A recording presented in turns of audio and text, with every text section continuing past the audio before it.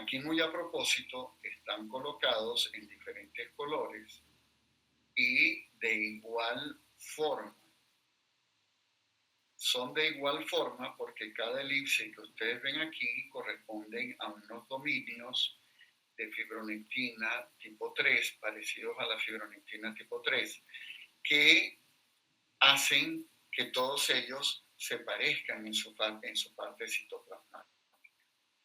Otra característica es que tenemos una porción verde y una porción que es amarilla. Si ustedes ven, la porción verde es la que se ancla en membrana y la porción amarilla es la que está más expuesta. ¿Sí? Y entonces, basado en eso, en esa estructura, es que, como les decía antes, se fue haciendo cada vez más fácil entre comillas, aislar, purificar, clonar genes, producir las citoquinas en el laboratorio basado en lo que se encontraba. Porque si ya se sabía que había una secuencia parecida a un tipo de citoquinas, entonces uno tenía que ir a buscar receptores, esos receptores en los tipos celulares que uno pensaba que podían estar o al revés.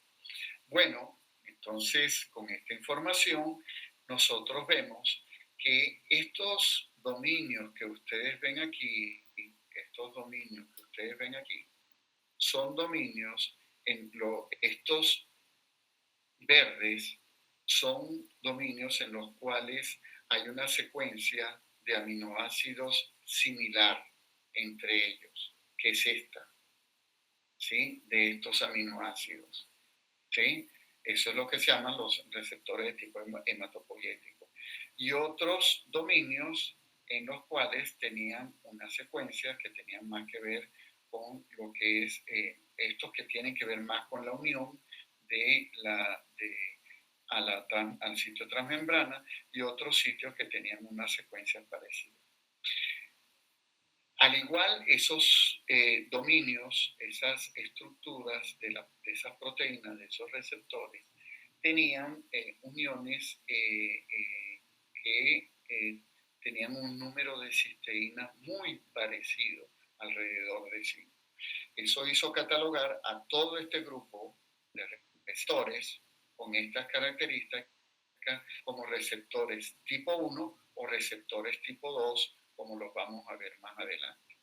Entonces ustedes ven los receptores de tipo hematopoyético y los receptores en los cuales son parecidas, son secuencias complementarias de los receptores, dominios de inmunoglobulinas y los dominios transmembrana, y tienen las colas intracelulares, donde algunos de ellos, como ellos no tienen actividad intrínseca de tirosinquinasa, ellos tienen unas cajas a los cuales están unidos, acomplejados, unas moléculas de señalización, y por eso se llaman caja 1, caja 2, donde están situados unos elementos que tienen que ver con la traducción de señal, que veremos mucho más adelante.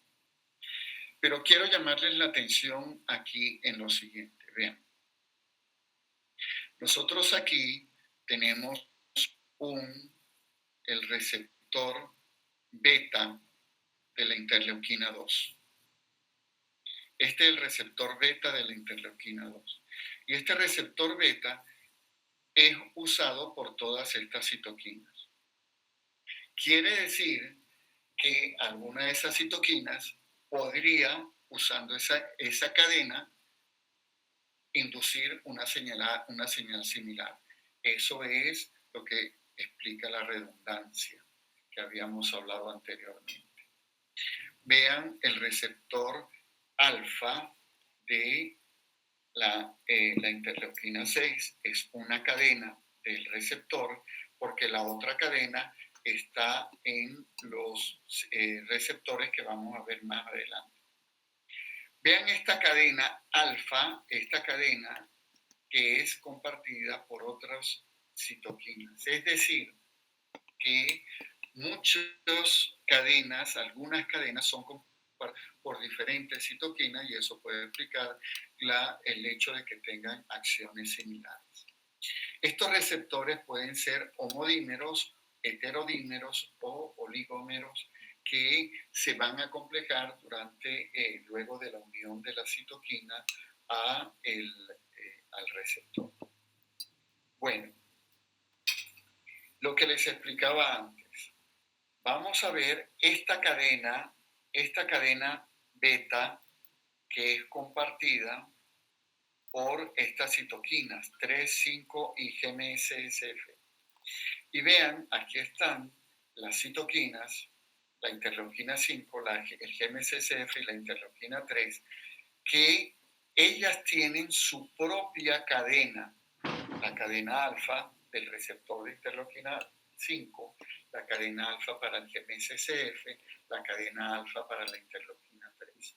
Eso es lo que le da la especificidad a la citoquina al unirse solamente a su cadena, porque luego que se une se acompleja a el receptor, a la cadena beta del receptor y forman un receptor de alta afinidad. Supongamos que esta citoquina se unió a la cadena alfa, se acompleja a la cadena beta y hace el receptor de alta afinidad.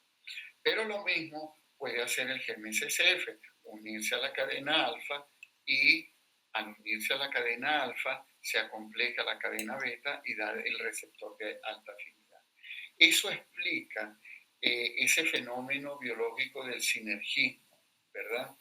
Que un medio ambiente donde se encuentre la citoquina GMSSF e interleuquina 3 podría por este mecanismo inducir señales similares potenciadas, vamos a llamarlo así, ¿sí? De tipo sinérgico, porque el GMSSF acomplejado a la cadena beta o el interleuquina 3 acomplejado a la cadena beta en su receptor podría inducir señales similares.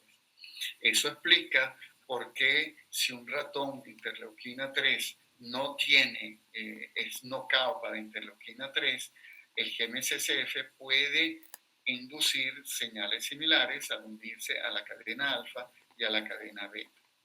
Es importante decirles que la cadena que le pertenece, la cadena específica de la citoquina, es la que transduce señal. La cadena beta es la que da la afinidad aumentada, la alta afinidad a la citoquina. ¿Eso está claro? Bueno, creemos. Si nadie dice nada, está claro. Bien, entonces muchas veces ustedes van a ver que en el laboratorio nosotros usamos, por lo general, diferentes tipos de citoquinas en el mismo frasco de cultivo para inducir un mayor número de células o una mayor diferenciación de tipo celular. Bien, entonces imagínense ustedes que hay este GMSSF, se une a la cadena alfa y a su receptor, y también hay, lo veremos más adelante, receptores solubles de este factor y hablaremos de eso más adelante. ¿Dónde están estos receptores? Vean, estos receptores están en todas estas células, en osteoblastos, células endoteliales, megacariocitos, monocitos, eosinófilos, y es por eso que se explica que en el osteoblasto tendrá otro tipo de respuesta a lo que se obtiene en el eosinófilo. Eso explica la pleiotropía. Si yo aplico e inyecto GMSSF, la respuesta a nivel de todo el organismo va a ser diferente porque uniéndose al mismo receptor vamos a obtener diferentes respuestas. Lo mismo sucede con la interleuquina 3, donde después de su unión induce esa respuesta, y vean, estas son algunas de las células donde se encuentran expresado este receptor. E igualmente el receptor de la interleuquina 5. Estas citoquinas son producidas por las células T, por eso es que los linfocitos T son unas células una maquinaria de producción de citoquinas y por eso esa respuesta inmunológica que caracteriza a este tipo de células porque produce una gran cantidad de citoquinas y factores. En el caso de la eritropoyetina, estos receptores están en los precursores de eritrocitos, megacariocitos y en otras células también, y para que se produzca la unión tiene que haber dímeros de ese receptor igual que el GCCF. Quiero decirles que estas dos citoquinas son usadas ampliamente en clínica, la eritropoyetina para incrementar los glóbulos rojos en la sangre y el GCSF en pacientes neutropénicos fundamentalmente.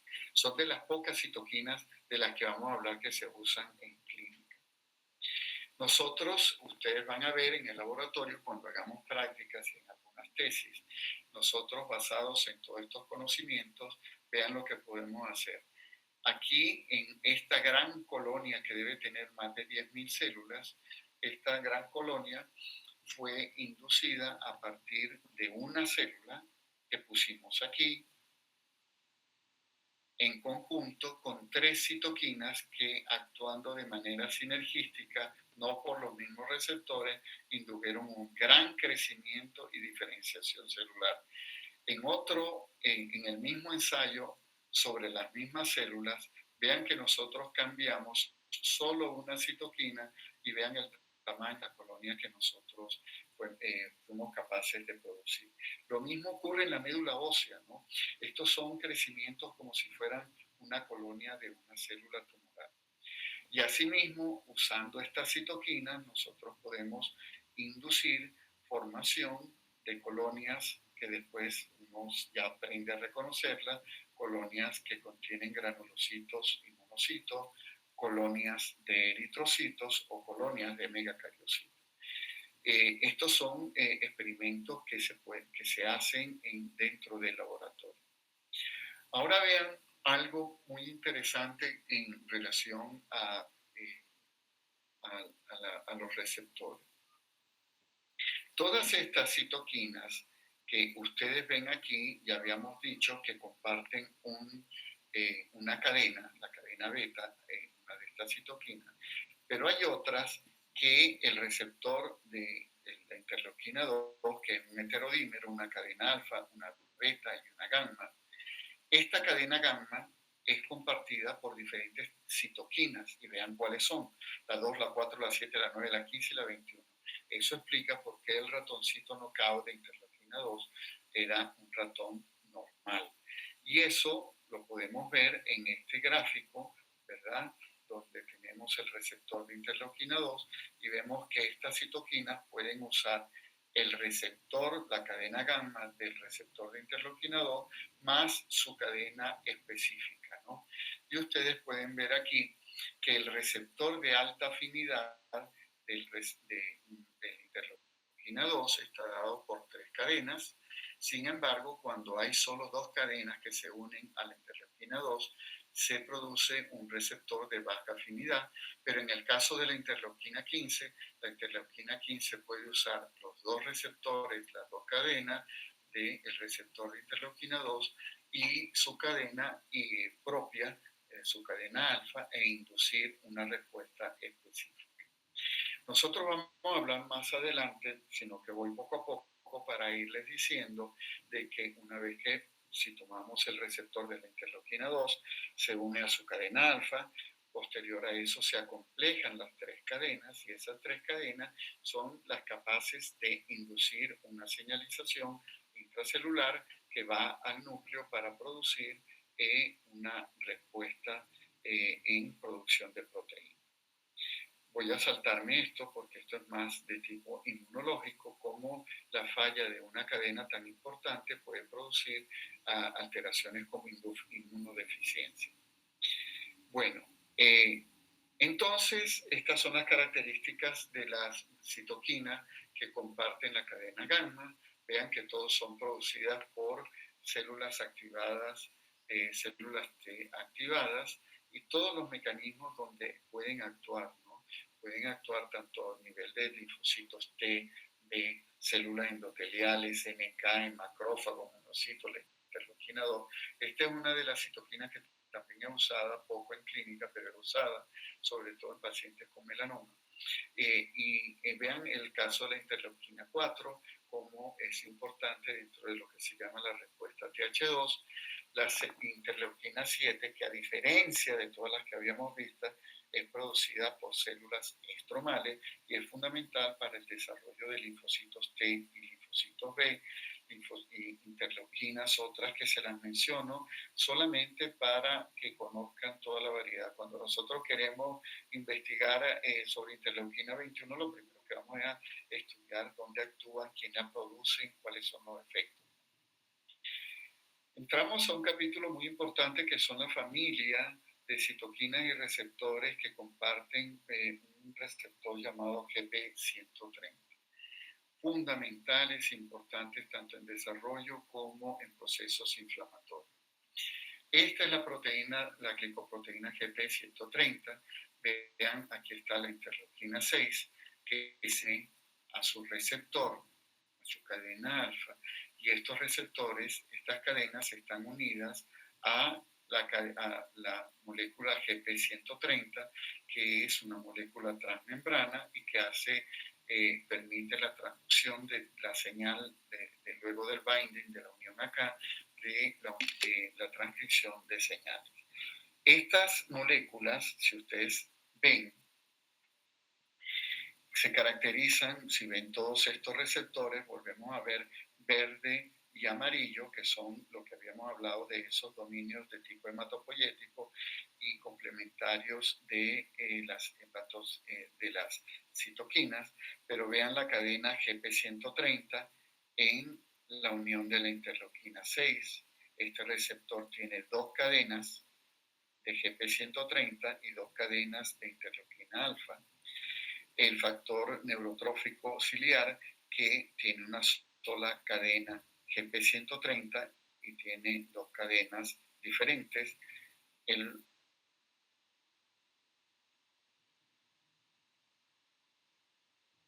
Esa molécula GP130 y lo único que les diferencia es que tienen su cadena alfa o beta, de acuerdo al caso, que les da la especificidad.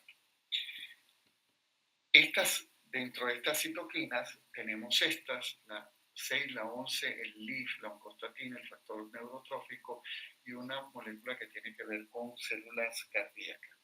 Si ustedes ven, estas son moléculas altamente pleiotróficas, algunas están durante el desarrollo embrionario, otras juegan un papel importante en diferenciación de células hematopoyéticas en procesos inflamatorios como esta, durante la gestación de la 11. Ustedes pueden ver aquí una tabla de todo lo que es la pleiotropía de estas citoquinas. Por ejemplo, la interleuquina 6, crecimiento de mieloma, fase aguda, aumenta la sobrevida, puede incrementar la adipogénesis y está involucrada mucho en los procesos de tipo inflamatorio, la que nosotros habíamos visto anteriormente, que participa en el mantenimiento de las células madre embrionarias de ratón, con toda el LIF, con todas estas funciones. Son funciones de tipo, eso es lo que explica la pleiotropía de estas moléculas. Vuelvo y repito, ¿no? Nadie va a preguntar qué citoquinas producen el crecimiento de células de mieloma, no. Uno mismo, que más o menos conoce el tema, si quiere saber, se va y estudia la citoquina en ese momento que va a hacer el experimento. Lo importante es que ustedes sepan que a través de la molécula GP130, ese grupo de citoquinas inducen unas respuestas pleiotróficas importantes. Bueno, esto solamente se los voy a mencionar, no es importante para nuestro posgrado, el capítulo de los interferones, que los interferones son toda una familia de proteínas que se encuentran clasificados sus receptores como tipo 2 porque ellos no tienen esa secuencia, ese dominio hematopoyético de una secuencia similar. Sin embargo, tienen los dominios de las citoínas conservadas y ahí tienen una gran cantidad de interferones que no nos interesan para este curso, pero es importante que sepan que ahí están clasificados cada uno de los interferones con lo que se conoce. Fundamentalmente, cuando uno habla de interferones, habla de efecto antiproliferativo, antiviral y también entre lo que tiene que ver con respuesta inmunológica de tipo TH2. Eso es lo que nos interesa. Con esto vamos a terminar y lo que les decía, esto es importante, hay unas citoquinas que tienen una especificidad de especie. Quiere decir que hay citoquinas que actúan únicamente en ratón, si son de ratón, o únicamente en humanos, si son de humanos, o citoquinas. Esto es importante, sobre todo, entre muchas cosas, para nosotros. Cuando uno quiere comprar una citoquina, por ejemplo la interleuquina 2, lo primero que hace es ver si una de ellas dos, la humana o la de ratón, actúa sobre humano y ratón. ¿Por qué? Porque así compra una sola. Porque si no, por ejemplo, ustedes ven que la murina tiene poco efecto sobre célula humana, entonces no vamos a poder usarla en humana. Pero si compramos la humana, estimula tanto humana como muria, es decir, se conservaron dentro de la especie. La interleuquina 12 humana no estimula ratón, pero la dosis de ratón puede estimular a las dos. Esto es importante sobre todo para nosotros en este campo, ¿no?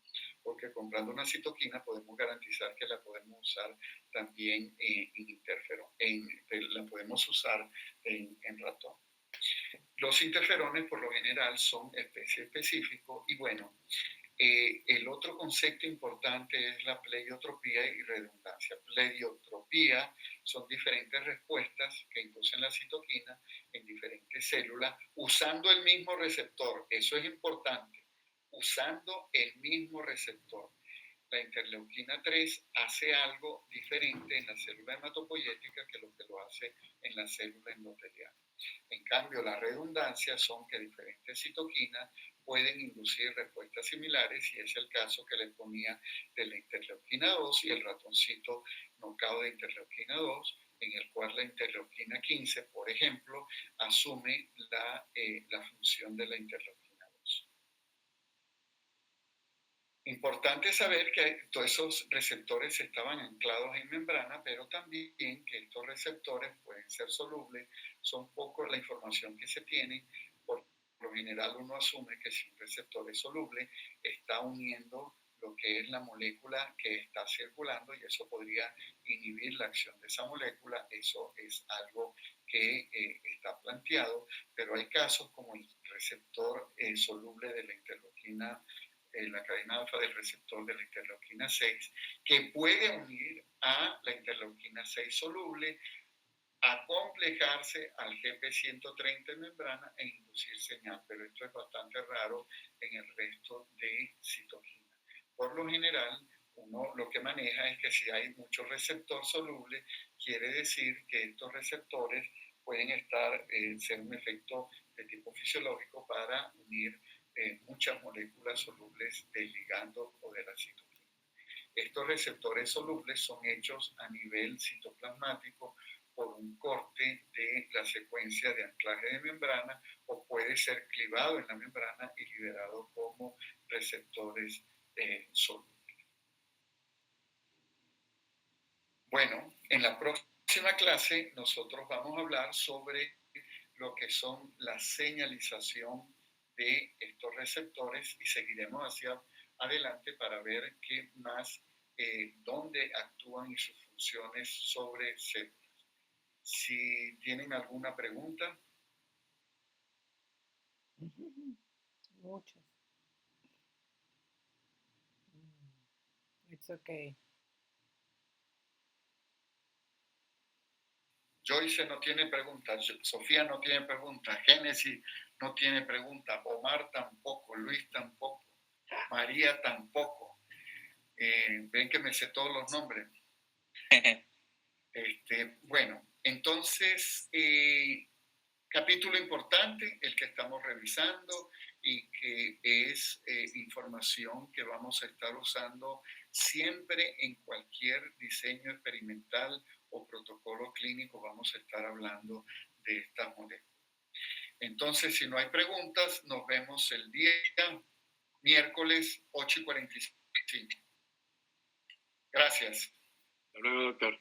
Hasta luego, gracias. Gracias, doctor. Nos vemos.